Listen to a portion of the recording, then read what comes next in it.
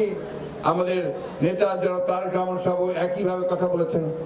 আমাদের দলের চেয়ারপারসন দেশনেত্রী বেগম খালেদা, তিনি প্রথম যে বক্তব্য মুক্ত হওয়ার পরে তিনি হাসপাতাল থেকে যে বক্তব্যটা দিয়েছিলেন, তিনি কি বলেছিলেন? তিনি আপনাদের প্রতি ধন্যবাদ জানিয়েছেন, কৃতজ্ঞতা জানিয়েছেন। আরেকটা কথা খুব পরিষ্কার করে বলেছেন যে ধৈর্য ধারণ করবেন, যারা অন্যায় করেছে, খুন করেছে, তাদের প্রতিশোধ প্রতিহিংসা রাজনীতি তাদের সঙ্গে করবেন না। কারণ প্রতিহিংসা বাড়ায়, সমাজে অস্থিতিশীলতা সৃষ্টি করে। সুতরাং সেইখানে আমাদেরকে ধৈর্য ধরে আজকে এমন ভাবে দেশকে সাজাতে হবে যেন আমরা সবাই মিলে এখানে একটা ভালোবাসার সঙ্গে, ভাতৃত্বের সঙ্গে, প্রেমের সঙ্গে বাস করতে পারি বন্ধুগণ। সেই পরিবেশ সৃষ্টি করার জন্য আমরা তাদেরকে দায়িত্ব দিয়েছি। তারা কাজ শুরু করেছেন। আমরা আশা করব যে তারা অতি দ্রুত এই কাজটি শেষ করবেন, দেশে একটা সুন্দর পরিবেশ তৈরি করবেন এবং এই পরিবেশের মধ্যে দিয়ে আমরা যেন সবাই রাজনৈতিক দলগুলো আমাদের যে বক্তব্য, আমাদের কথা নিয়ে জনগণের সামনে যেতে পারি, জনগণ সেটাকে বেছে নেবে, তাই না? বন্ধুগণ, কথাটা খুব পরিষ্কার। আমরা ভোট দিতে চাই, ভোট দিয়ে আমরা আমাদের পার্লামেন্ট নির্বাচন করতে চাই, আমরা আমাদের সরকার নির্বাচন করতে চাই। আমরা ওই কথাটা বিশ্বাস করি, আমার ভোট আমি দেব, যাকে খুশি তাকে দেব, তাই না? আওয়ামী লীগ একদিন কি করছে যে আমার ভোট আমি দিব, তোমার ভোট আমি দেব, তাই করছে না? তাই করছে, কখনো আমার ভোটও নেয় নাই, তাই না? আজকে বন্ধুগণ বিভিন্ন ভাবে আজকে দেশে একটা বিভ্রান্তি সৃষ্টি করার চেষ্টা করা হচ্ছে, ভাগ করার চেষ্টা করা হচ্ছে। আমরা যে লড়াইটা করেছি গত 15-16 বছর ধরে, লড়াইটা সবাই ঐক্যবদ্ধ হয়ে পড়েছে। আমরা বারবার ডাক দিয়েছি জাতীয় ঐক্যের। আমাদের ভারপ্রাপ্ত চেয়ারম্যান সাহেব তারেক রহমান সাহেব জাতীয় ঐক্যের ডাক দিয়েছেন। আমরা সকল রাজনৈতিক দলগুলো একসাথে আমরা যুগপৎ সংগ্রাম করেছি, লড়াই করেছি, তাই না? আপনারা এখানে অনেক সংগ্রাম করছেন না? আপনারা অনেক হরতাল করছেন না? করছেন তো?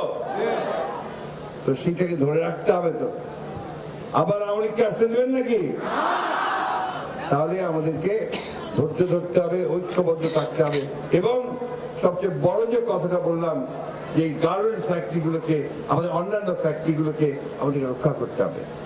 ভাই, খুব দুঃখের কথা, আজকে আমি এখানে আসার আগেই আপনার প্রাণ গোষ্ঠী গেছেন, প্রাণের জুস, প্রাণের মশলা, এগুলো খুব পপুলার না, খুব বেশি চলে। তো তার যিনি মালিক আমাদের অফিসে আসছিলেন, খুব দুঃখ করে বললেন যে আমরা তো এখানে উৎপাদন করছি, সেই উৎপাদন ভারতের সঙ্গে পাল্লা দিয়ে আমরা বিদেশেও রপ্তানি করতে পারছি, কিন্তু এখন আমাদের বিরুদ্ধে ষড়যন্ত্র শুরু হয়েছে, আমাদের ফ্যাক্টরিগুলোতে গোলমাল করার চেষ্টা করা হচ্ছে, সেখানে আমরা কোনো প্রোটেকশন পাচ্ছি না।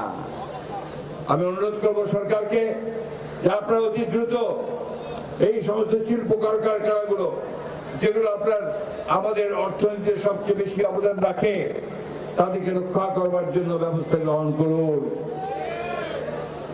টাস্ক ফোর্সের ভিত্তিতে, জরুরি ভিত্তিতে আপনারা এই ব্যবস্থা গ্রহণ করুন। আপনারা মালিকদের সঙ্গে, শ্রমিকদের সঙ্গে, শ্রমিক ভাইদের সঙ্গে সভা করুন, কথা বলুন এবং তাদের মাধ্যমে এই দেশকে রক্ষা করার চেষ্টা করুন। আমি বক্তব্য দীর্ঘ করবো না, আমি আপনাদের সামনে আগের মতো জ্বালাময়ী বক্তৃতা করব না। আমি শুধু একটা কথা আমাদেরকে আবারও বলতে চাই, অনেক কষ্ট করে ভাই, একবার 1971 সালে আমরা স্বাধীনতা যুদ্ধ করেছিলাম। এখানে যে হাসান ভাই বসে আছেন আর অনেকে আছেন যারা আমরা স্বাধীনতা যুদ্ধ করেছি। সেদিন পাকিস্তান সেনাবাহিনীর বিরুদ্ধে, গণহত্যার বিরুদ্ধে আমরা রুখে দাঁড়িয়েছিলাম এবং এই আপনাদের গাজীপুর ছিল একটা বড় একটা জায়গা যেখানে প্রতিরোধ সৃষ্টি হয়েছিল পাকিস্তান সেনাবাহিনীর বিরুদ্ধে, সেদিন মানুষ রেখে দাঁড়িয়েছিল, তাই না? তখনও ওই আওয়ামী লীগ 72 সালে ক্ষমতায় এসে আমাদের সেই স্বপ্নকে, চেতনাকে এসে ধ্বংস করে দিয়েছিল। আবার এবারও 2008 সালে ক্ষমতায় আসার পর থেকে সে পরিকল্পিতভাবে গণতন্ত্রকে ধ্বংস করেছে, আমাদের অধিকারগুলোকে ধ্বংস করার চেষ্টা করেছে, দেশকে আবার একেবারে শূন্য কপট দক্ষিণ করার চেষ্টা করেছে। আমরা সেখানে আর ফিরে যেতে চাই না। চাই আমরা, আমাদের বয়স হয়ে গেছে, আমরা কিছুদিন পরে এই পৃথিবীতে থাকবো না।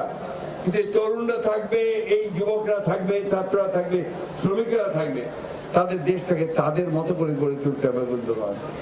আজকে নতুন বাংলাদেশ গড়ার কথা এসেছে, আমরাই বলেছি 2 বছর আগে 31 দফা দিয়েছিলাম, বারবার করে বলেছি যে 31 দফার ভিত্তিতে দেশের সত্যিকার অর্থে একটি গণতান্ত্রিক রাষ্ট্র নির্মাণ করতে হবে, মানুষের অধিকারগুলোকে নিশ্চিত করতে হবে।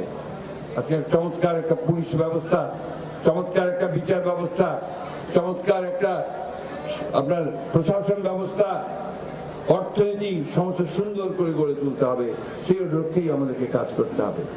আসুন আজকে আমরা সেই শপথ নেই যে এখন আমরা আমাদের কলকারখানাগুলোকে আমরা রক্ষা করব, আমাদের শ্রমিকদের সঙ্গে মালিকদের সঙ্গে আমরা ঐক্যবদ্ধ হয়ে কাজ করব, এবং সেটাই হোক এখন এই মুহূর্তে আমাদের সংগ্রাম। আর চোখ কান সোজা রাখা, একসাথে কাজ করার জন্য করতে হবে, আর শত্রুরা আবার যেন আমাদেরকে ক্ষতি করতে না পারে, বাংলাদেশ স্বাধীনতা কেড়ে নিতে পারে, তার জন্য আমাদেরকে ঐক্যবদ্ধ হয়ে সতর্ক থাকতে হবে বন্ধুগণ।